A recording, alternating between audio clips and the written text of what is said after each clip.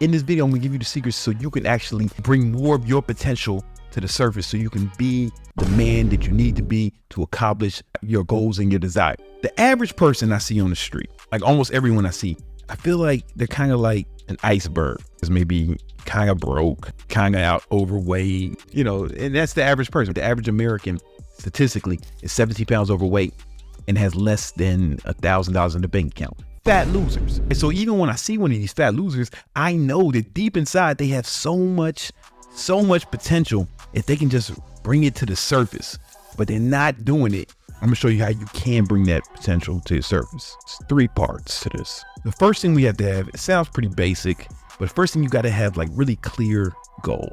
And when I say goals, I don't mean fucking wishes or dreams. I mean like serious goals. You know your goal is serious when it's clear, like so clear that you can explain it to a 5-year-old. For example, some people say, man, I want to make more money. It's like, that's a fucking dream. That's another one of your bullshit dreams that'll never come to fruition.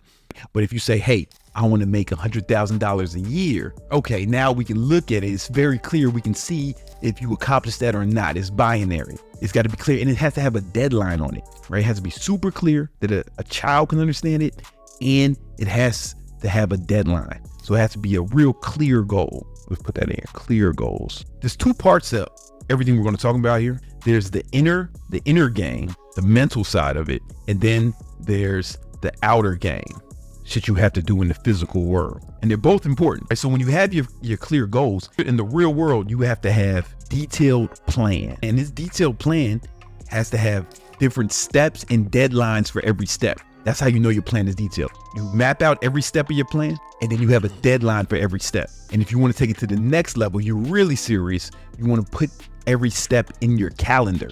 Not when it's going to be accomplished, but when you're going to do the things in the step. It's going to have one-time tasks and recurring tasks. So your recurring tasks, you put in your calendar and you schedule when you're going to do them in your calendar. But you also schedule when you're going to do the one-time tasks. The cool thing about Google Calendar is you can make, the task recurring. I have videos about this. I don't have time to go into it now, but I have videos where I break this down specifically. Say you have a fitness goal. One-time task will be get gym membership, right? Recurring task will be go to the gym. Put in your calendar when you're going to do it. See, that's the problem with, if it's not a detailed plan, it's just a fucking dumbass dream that'll never be accomplished. But once it's in your calendar, then it's real. Now you have a fucking plan and you can put your whole life in there. You can actually start to accomplish things, man. Start to make some goals. Once you start following the plan and it's all laid out. But there's also the inner game. Now you have to believe that it's possible. Belief is super important, man. So there's this book. I read this whole book when I was 16, man. You might have heard of it. It's called The Bible. And there's this one part. Everybody heard about Jesus walking on water. He's out here walking on water, strutting, chilling like it's nothing. And then the homies, the disciple, they seen Jesus walking on water. They're like, yo, Jesus. I'm paraphrasing. Like, yo, Jesus, that's you on the water? What? And that's what Peter said, the homie Peter. And Jesus was like, bruh, this is light work. Come through, pull up. And Peter was like, yo, you say I can do it? Yeah. And Jesus like, man, come on, man. Just bring your scary ass on. Let's go, man. Let's do this shit. And nobody talks about this. But for a minute, Peter jumped out the boat and Peter started walking on water. Peter was just a regular guy. He wasn't the fucking son of God. He wasn't born of immaculate conception. He's just a fucking guy like you and me. But he believed that when the big homie told him he can do it, and this motherfucker walked on the water for a minute. Then he looked at the water, he got all scared, and he started sinking the shit. And Jesus grabbed him, get your ass. And then he's like, yo, man, why'd you lose faith? But he walked on water, a regular guy. There's a whole nother story.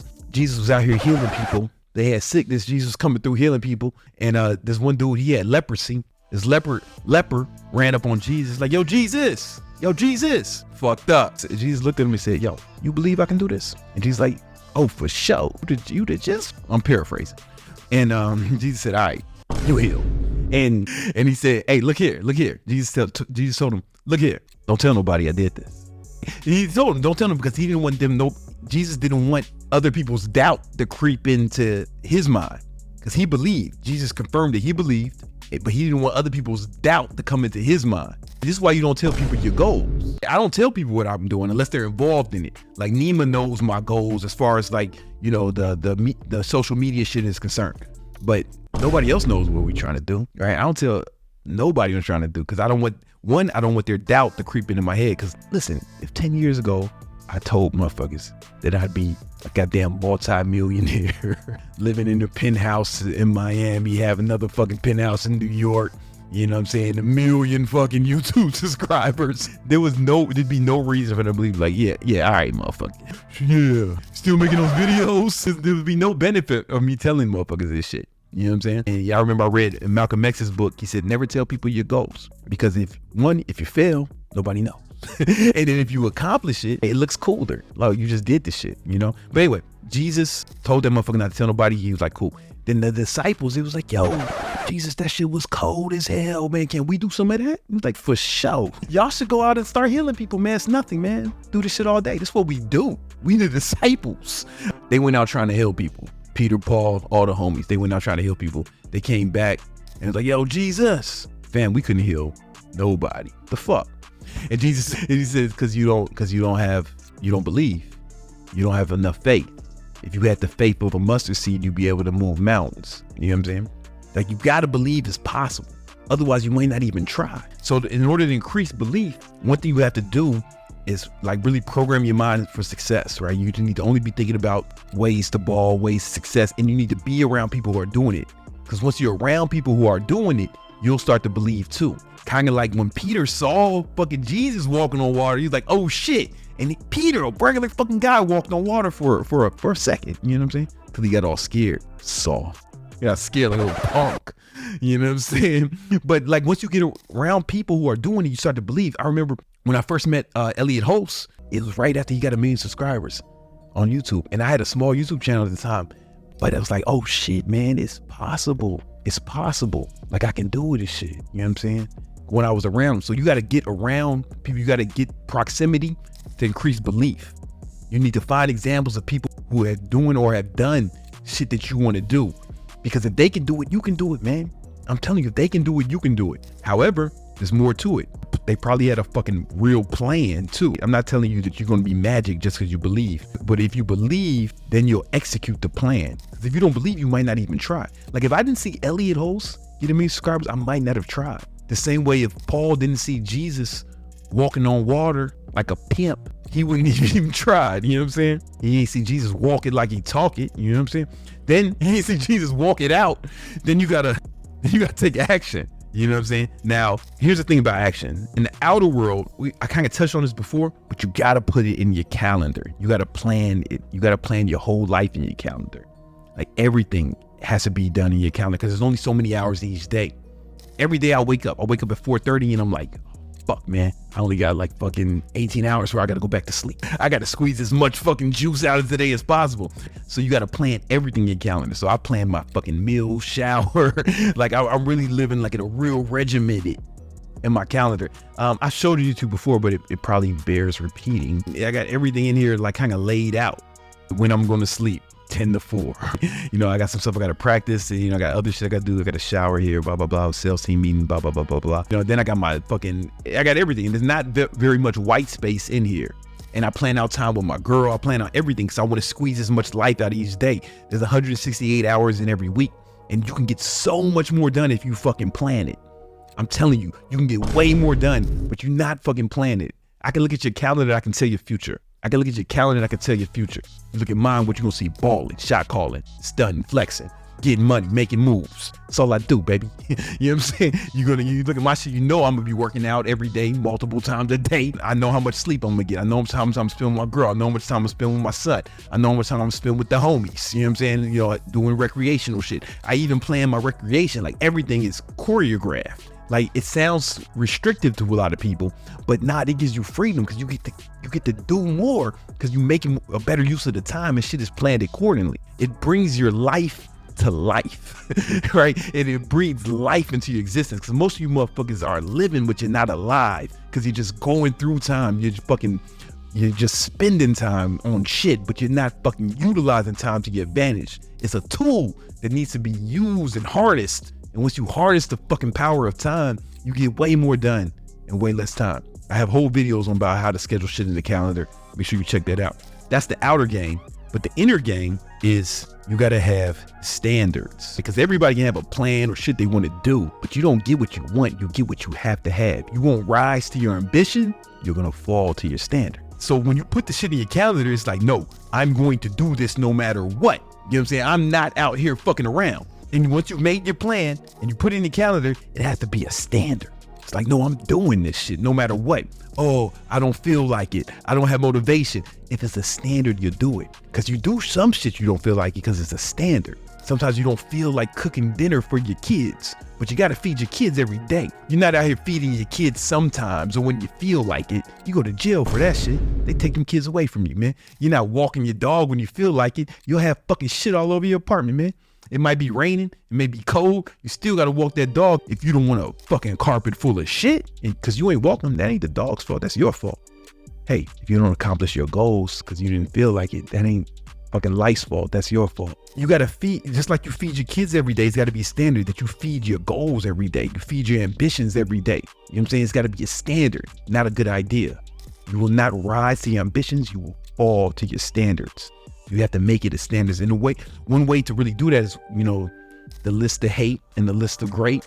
I have other videos about that. You might fuck around and get too much motivation. But once you've mastered utilizing the tool, the list of hate and list of great, after repeated exposure to this shit, it won't be like, oh man, I need discipline to go after my goals. No, you're gonna need discipline to rest. If you do that right, I have videos on it, so I don't want to go into it here. And then the top part, this is where a lot of people are gonna fall off. You gotta have persistence. Now in the outer world, what does that look like? I don't just mean, hey, man, just don't give up. Yeah, I mean that. What does that mean in like a real world scenario? That means you have to see what's working and what's not and make adjustments. Because you may have a plan, but you might have to make adjustments. But you don't give up on the goal. It's okay to change paths. For example, when Eisenhower and the homies, Eisenhower and Churchill and them, they had to fight Hitler, they probably had a backup plan if D-Day didn't work. But I promise you the plan wasn't, hey, maybe we can just live with the Nazis. I like Jews anyway. I don't think that was the plan. The plan, they were going to find another way to accomplish the goal. We were going to have to fucking kill Hitler no matter what. That motherfucker was awful. Listen, I don't care what kind of backlash I may get from this next statement. I don't care if you try to cancel me or not, but I don't fuck with Hitler. Yeah, I said it. I think Hitler was a bad person. Fuck him. And I feel like Eisenhower, Churchill and them, they felt the same way. They weren't going to give up no matter what. They was bombing London. British motherfuckers let fucking Hitler bomb them, man. It's soft. Every time a British motherfucker say some shit, I'm like, man, you motherfuckers let Hitler bomb. I don't want to hear it. USA. Back-to-back World War champs. Motherfucker. Anyway, the plan was never to give up. Motherfuckers would have fought to the death, right? Because you can't fucking live with Hitler. There was no version of reality where motherfuckers was going to give up on that war. They would try different shit all the time, different paths. Same thing with you and your goals. Motherfuckers would try one thing. Oh man, you got to see what's working, and you might have to try a different path, but it's the same goal. It's just the goal needs to remain the same. You know what I'm saying? But you can take different paths. There's multiple ways to skin a cat. You know what I'm saying? But to do that in the inside, gotta be relentless. I didn't mean to sound like Batman just now. It just came out. You gotta be relentless. I have that word tattooed on my arm. You know what I'm saying? Relentless. You know, it was like my son, once he learned to read, you know, he was like really young. I think he was like 3 years old, right? He said, relentless. I was like, yeah. He said, what does that mean? And I said, it means you don't give up no matter what. You never quit no matter what. And he said, am I relentless? I was like, yeah, you should be. Yeah, you're relentless, man. You come from a long line of relentless men and women. Our ancestors were once slaves, and they refused to be held in bondage. And even in the face of death, they escaped from the shackles of slavery and migrated to freedom in Chicago, where I'm from. That's why I like Chicago dudes. A lot of Chicago dudes, a lot of us sound like slaves. We're descendants of runaway slaves. Probably why we're so rebellious. You know, we refuse no matter what. You know what I'm saying? We come from a long line of those of us who are relentless, man. And that's how you got to be with your goals. You got to attack it. It's not like you're going to try to accomplish your goal. No, you're going to accomplish your goal or die trying. That's a whole different mindset. I'm going to do this or die trying. Now, once you do that, if that's if that's the way you're going after your goals, you can't have a whole bunch of goals. You're gonna have to really focus, narrow your focus on things you want to accomplish, because you can't have that kind of ferocity on like 20 different things. That's a surefire way to failure. Like people who have like 20 different fucking businesses they're trying to start, they're not like really that ambitious. They're hedging their bets. They don't really believe any of them will work. So they're trying a bunch of fucking other shit. You know what I'm saying? If they really believed that the one would work, they would focus on that. Yeah, they wouldn't need it. So you're gonna have to, that may be you. So if you need help trying to figure out how to actually set goals and how to decide where you should put your focus and your attention, I have another video to show you exactly how to figure that out. Go check that video out right now.